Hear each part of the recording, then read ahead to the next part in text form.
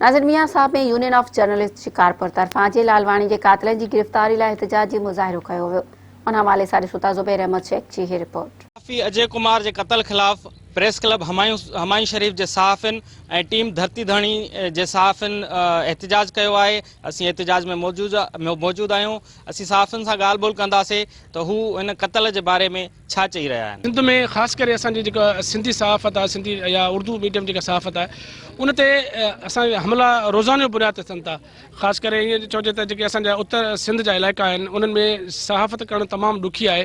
उतां जो जेको इलाइक़ो आहे उहो ॾोहारियुनि सां जेको आहे सो वरचण लाइ ॾोहारियुनि जे उतां जा भोतार ताक़तवर आहिनि, उतां जा जेके इलाइक़े जा जेके ॾोहारी आहिनि उहे ताक़तवर आहिनि। असां सिंध सरकार ऐं वफ़ाक़ी सरकार खां इहा मुतालबो करियूं था त अजय कुमार लालवानी जा जेके कातिल आहिनि उन्हनि खे वाखो करे, उन्हनि खे गिरफ़्तार करे, उन्हनि खे इबरतनाक सज़ा ॾिनी वञे ऐं उन सां गॾोगॾु जेके सिंध जा जेके सहाफ़ी आहिनि या जेके मुल्क जा पूरे मुल्क जा जेके बहादुर सहाफ़ी आहिनि उन्हनि समूरनि सहाफ़ियुनि खे तहफ़ुज़ फराहम कयो वञे।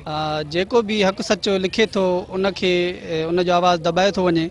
मतिलबु इन में साफ़ ज़ाहिर आहे त सिंध में अञा ताईं बि सरदारी निज़ाम वियो कोन्हे। जेको बि सहाफ़ी हुजे, केर बि हुजे, अगरि कंहिं बि मज़लूम जो आवाज़ बुलंद करे थो त उनखे जल्द खां जल्द उनजो आवाज़ दॿायो, उनखे मारे थो वञे। मां ईअं थो सम्झां त सिंध में बि अञा ताईं सरदारी निज़ाम आहे। असां इहो सिंध हुकूमत खां मुतालबो था कयूं त जेको असांजो बहादुर सहाफ़ी शहीद थियो आहे उनजे कातिलनि खे जल्द खां जल्द गिरफ़्तार कयो वञे। ऐं हे जेको अमल आहे उहो सरासर ग़लति अमल आहे। रोज़ जेको आहे असांजा सहाफ़ी क़तल कया पिया वञनि।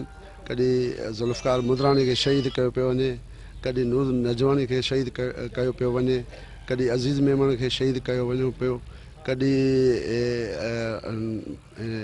सहाफ़ियुनि खे जेको आहे उहो सरेआम क़तल कयो वञे। सिंध हुकूमत दावा करे कंदी रही आहे त असां सहाफ़ियुनि खे तहफ़ुज़ ॾींदा आहियूं। किथे आहे तहफ़ुज़ तव्हांजो? असल में जेकी सहाफ़ियुनि जो क़तल आहे इहो आवाज़ दॿाइण जे करे इहो सभु कुझु कयो पियो वञे, जीअं हिननि जूं बदमस्तियूं ऐं इहे सभु लिकी सघनि। असांखे कुझु बि थिए असां सिंधी माण्हू जो आवाज़ मथे ताईं पहुचाईंदासीं। जेको असांजो सहाफ़ी बेदर्दी सां क़तल कयो वियो आहे, असां इहो सम्झूं था त सियासी लेवल ते क़तल कयो वियो आहे ताकी सहाफ़ी जेके बि आहिनि उहे कंहिंखे बि जंहिंजो पर्दो फाश कंदा आहिनि त ज़रूरु उनजो आवाज़ दॿाइण जे करे या उनखे क़ैद कयो वेंदो आहे या उनखे मारियो वेंदो।